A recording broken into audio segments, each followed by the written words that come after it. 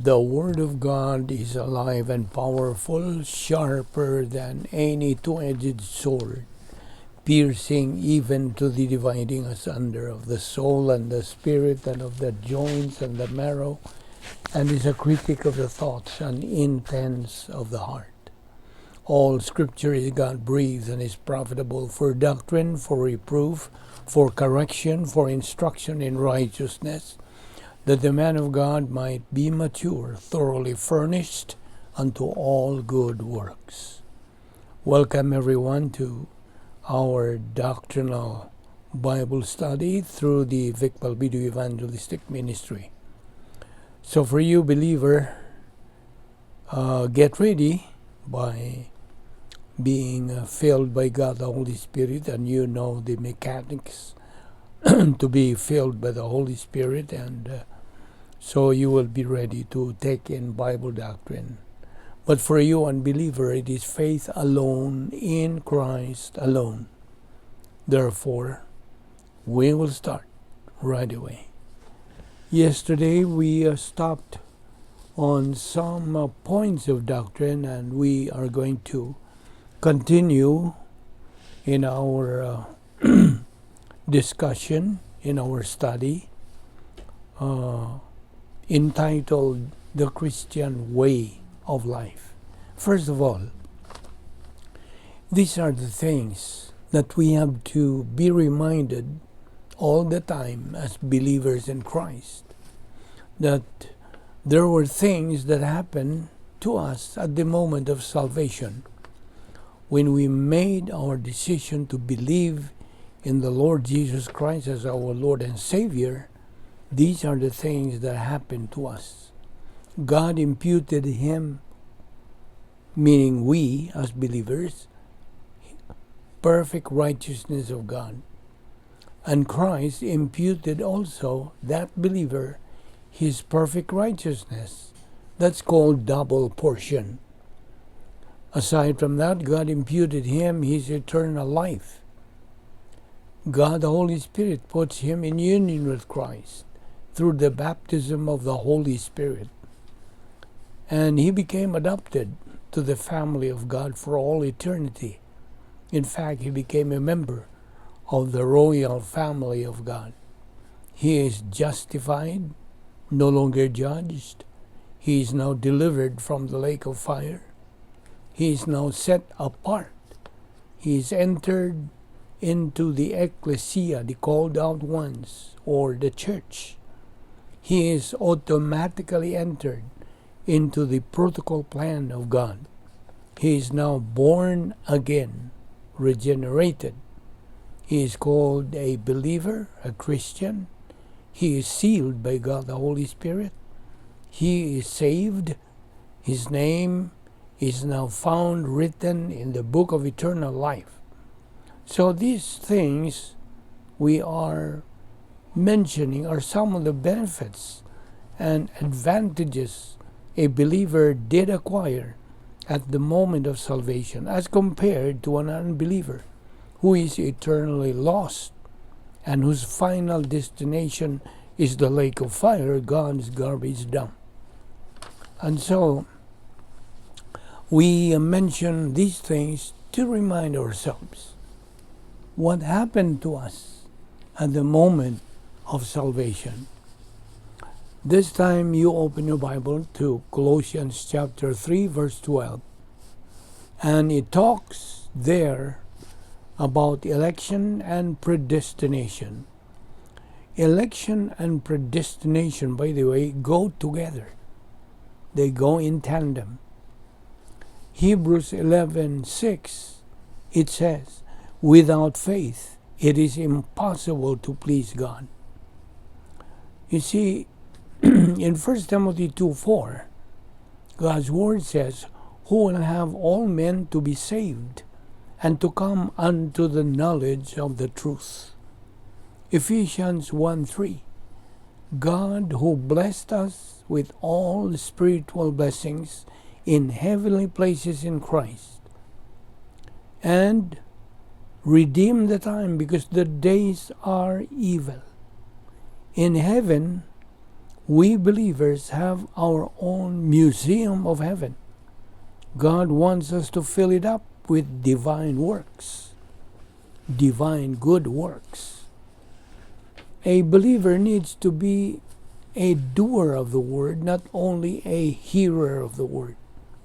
He is to consistently, persistently function in his spiritual life. He is to be persistent in his residence, function, and momentum in the protocol plan of God. He needs to be consistently and persistently studying, learning, believing, and applying Bible doctrine every moment of every day. In fact, this process is done in a moment-by-moment basis. This is the Christian way of life. The believer needs to be an epinosis believer. Metabolized Bible doctrine is what he needs. Colossians 3:10 again. And have put on the new man that is being renewed unto knowledge after the image of him that created him. Being or becoming the new man, new nature, depends upon Bible doctrine and filling of the Holy Spirit, and growing in grace and knowledge of the Lord Jesus Christ. 2 Peter 3:18. Knowledge applied is epinosis Bible doctrine. Ephesians 4:23. And that ye be renewed in the spirit of your mind. Verse 24. And put on the new man, that after God hath been created in righteousness and holiness of truth. 2 Corinthians 5:17. Wherefore, if any man is in Christ, he is a new creature. The old things are passed away. Behold, they are become new. A Christian is being saved and being spiritually mature. A person in religion is becoming in order to be saved. In religion, salvation has to be done, achieved. But in Christianity, salvation has already been done. Salvation is equal opportunity. Anybody can be saved. Every unbeliever is savable. Anyone is savable. He or she may be white, black, brown, etc., irregardless of culture, gender, economic status, educated or uneducated, etc. Again, Colossians 3 says, If ye then be risen with Christ, seek those things which are above, where Christ sitteth. Election, as we have known, is the expression of the sovereignty of God long before the world existed or anything existed. God the Father had willed the best for you, believer. My question is, did God already know who would believe in Christ and who would not believe? Yes, of course. Yes, God's sovereignty and omniscience already knew all those things in eternity past. In 1 Timothy 2:4, who will have all men to be saved and to come unto the knowledge of the truth. Remember, all believers are elected. That's in Ephesians 1:4. Now in Colossians 3:12, again, it says, Put on therefore, as the elect of God, holy and beloved, bowels of mercies, kindness, humbleness of mind, meekness, long-suffering. Again, election is the expression of God's will for us ever since we were elected.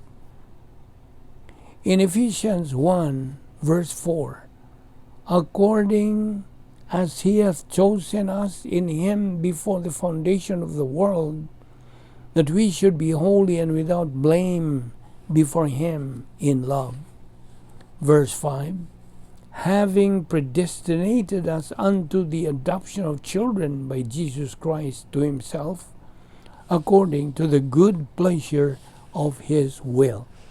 You see, the reason why many people hate the Bible is that when God's Word says we're all sinners and our failures and weaknesses are revealed or exposed.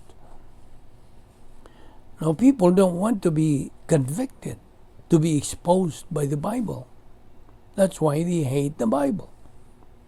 Now, remember the ROM, read-only memory. This cannot be changed. But the PROM chip will not change, but programmable. Records of every person's life. Now, in the divine decrees, this is the sum total of God's plan for the human race. Every person's thought, decision, action are known by God. He allows all of these as time goes in history. This is tolerated by God in relation to the angelic conflict.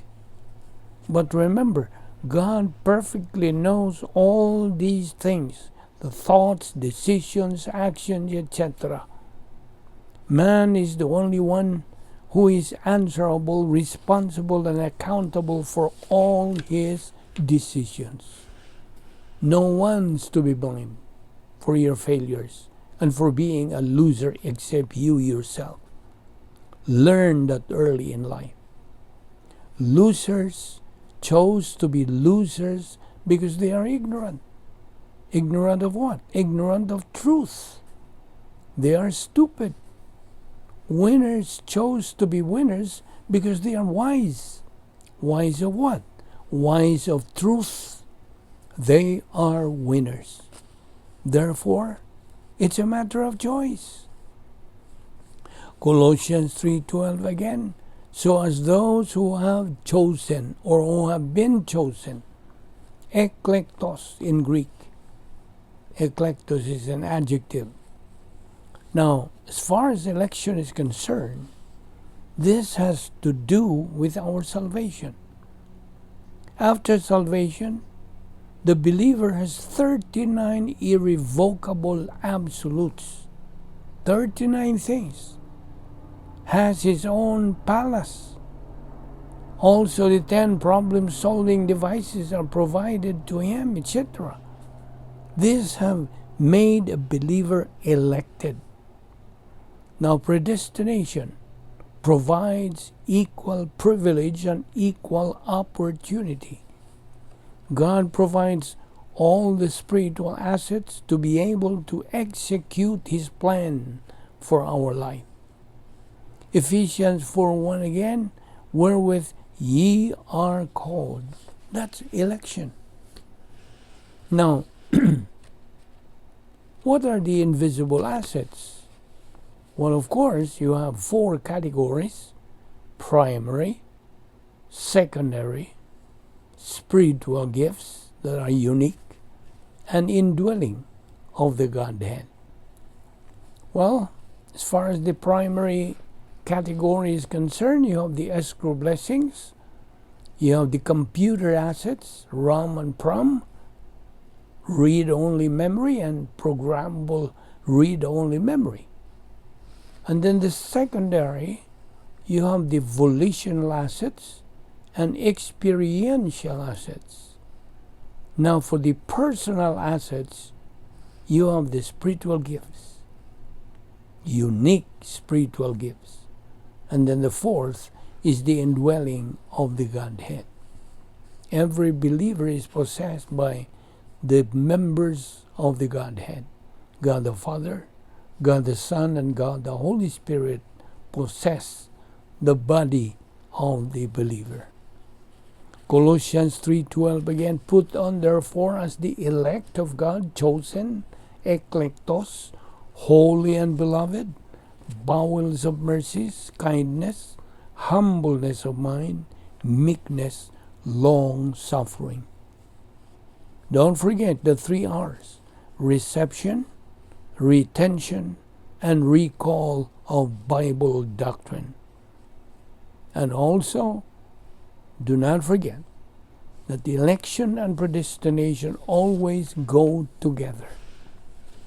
Ephesians 4:1, I therefore, the prisoner of the Lord, beseech you that ye walk worthy of the vocation wherewith ye are called. Called there is set apart. Only those who make the decision to believe in Christ are the ones who are elected. Being elected opens the door of tremendous opportunity to be a winner spiritually. That's what we call predestination. Predestined in Greek is proorizo, to come to a decision beforehand. Predestination is the provision of God for you in eternity past for the purpose of fulfilling the plan of God in phase 2. Hebrews 11:6, without faith it is impossible to please God. Every believer has equal privilege and equal opportunity to reach spiritual maturity. Tomorrow we're going to take up more doctrines, and so we invite you to stick around, be with us for the next few weeks, taking this very doctrine, the Christian way of life. Father, we thank you for this time that we have communed with you and your word. We thank you for this grace provision. All this we ask in Christ's name. Amen.